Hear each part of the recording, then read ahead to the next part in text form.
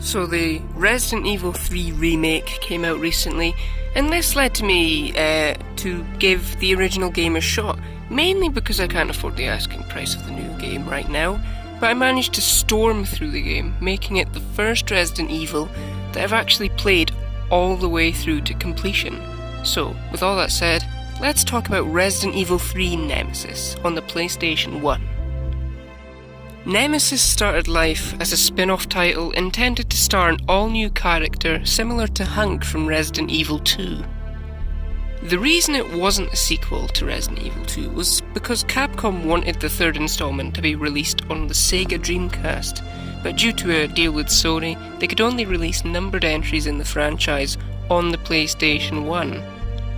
This led to the small team working on a small-scale spin-off being faced down by making a sequel to the much-beloved Resident Evil 2. Oh, and the game that was intended to be Resident Evil 3 was Code Veronica. Nemesis was released on September 22nd, 1999 in Japan. The game didn't do quite as well as Resident Evil 2, but due to the smaller budget used to make the game, it led to it becoming the most profitable games in the franchise at that point. The story of Nemesis is quite different from the last two games.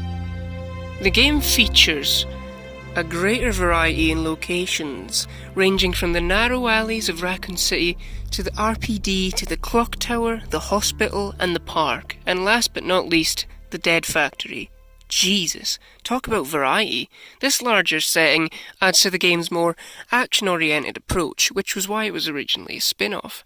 But this could be the scariest game of the original trilogy, and the reason may not surprise you. The game opens with Jill Valentine, the star of the very first game, unless you played as Chris, but who the hell would pick Chris? We learn that after the incident of the first game, she and the other survivors tried to warn the police and the people of Raccoon City, but they were ignored. And Jill's pretty harsh, like she makes it seem like a zombie apocalypse is something the citizens deserved to happen to them. Seriously. You expect some random Joe to believe that you were attacked by giant spiders, giant snakes, evil sharks, lizard monsters, killer plants, zombie dogs, bioweapons and zombies in a remote mansion that blew up, meaning there was no evidence of any kind to prove what you're saying. And this was all caused by the pharmaceutical company they rely on? No, they're not going to believe you! After packing to escape Raccoon City, we meet with Brad, who is the best member of the STARS Special Force, known for leaving behind his teammates. But anyway, he's wigging out claiming that something is coming for STARS members. What is this something? Nemesis, the most badass thing in the game. He is always hunting you throughout the entire game. Not even loading doors can stop this guy. And nothing can stop him. Nothing can put him down properly until the very end of the game. Even when you think you've stopped him, you haven't.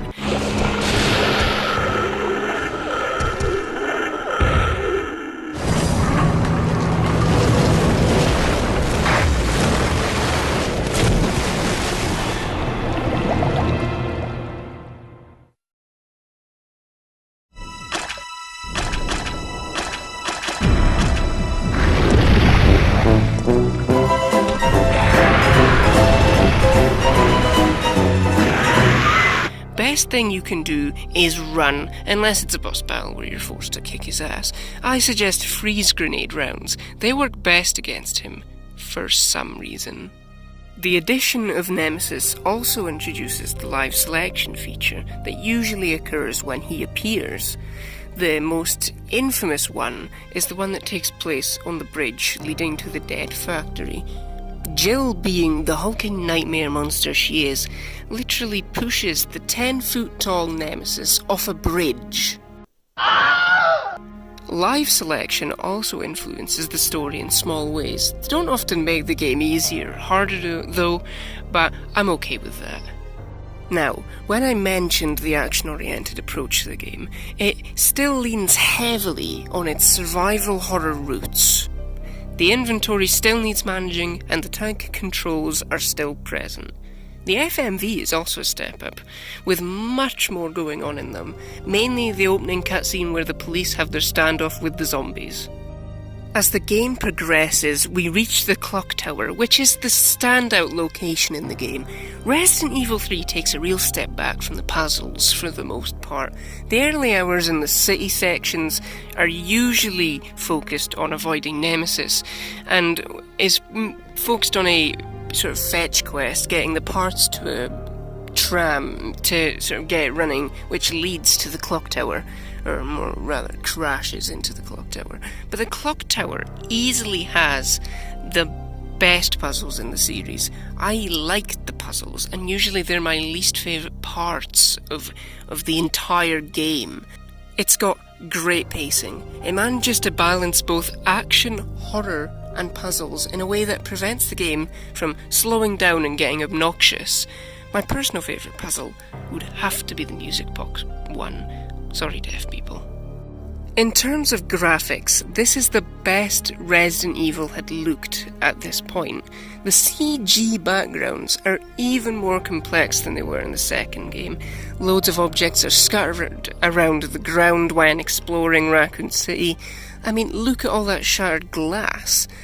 They also add to the world building. Prime example of this is the Dead Factory scene, where you have your final encounter with Nemesis, where a dead tyrant lies on the ground after a seemingly epic battle. This was expanded upon in the game Operation Raccoon City. Character models are also of the same high standard of the last game, but the arm joints are much smoother now, meaning that movement isn't quite as robotic looking. In terms of characters, we have Carlos, a sort of love interest for Jill. At least that's what fans of the game say.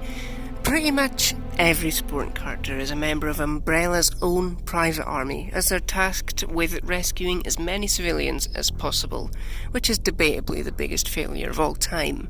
The game's other main villain, other than Nemesis, is Nikolai, who betrays his team in order to collect data on the effect of the T-virus, which seems a little pointless. It makes zombies. Look at the zombie apocalypse. Overall, Resident Evil 3 Nemesis, while a smaller budget title, is the most polished of the original 3 PS1 titles, managing to refine the gameplay found in the last two games. The character of Jill is also expanded upon, meaning she's more interesting than most of the characters you played as in the other games. The Nemesis is easily the scariest thing in any of the PlayStation 1 titles, which I never found particularly scary or stressful. Would I recommend the game though? Yes and no. Whether you like tank controls will be a major thing that determines whether you'll like the game. Personally, I like it, but that's just how I feel. It's also kind of hard to get. If you have a PC, PlayStation 1, Dreamcast or GameCube, you're in luck. But most people are unlikely to own any of those consoles, and the PC ports are quite old and outdated, so they're hard to get running. I played the game on the PlayStation 3 through a digital download on the PlayStation Store, but sadly it's not available on the PS4. And can I just say, the PS3 is the most stressful console ever. It sounded like a jet engine.